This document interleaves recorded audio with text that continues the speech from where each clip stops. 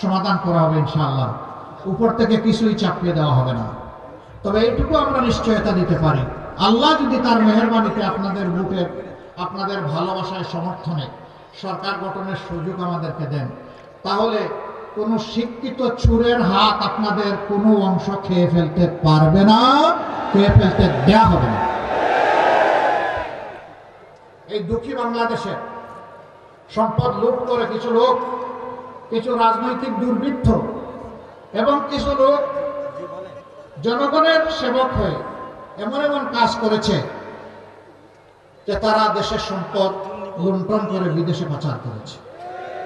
28 লক্ষ কোটি টাকা বাংলাদেশ ব্যাংকের হিসাবে, যার ডকুমেন্ট আছে, আর যেটার ডকুমেন্ট নাই তার কোনো হিসাব নাই।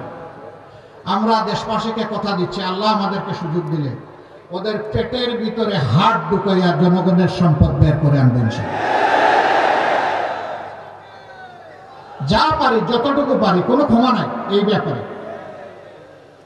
জনগণের সম্পদ লুণ্ঠনকারীর ব্যাপারে আমাদের কোনো দয়াও নাই, ক্ষমাও নাই। এখানে আমরা কঠোর, আপোষহীন।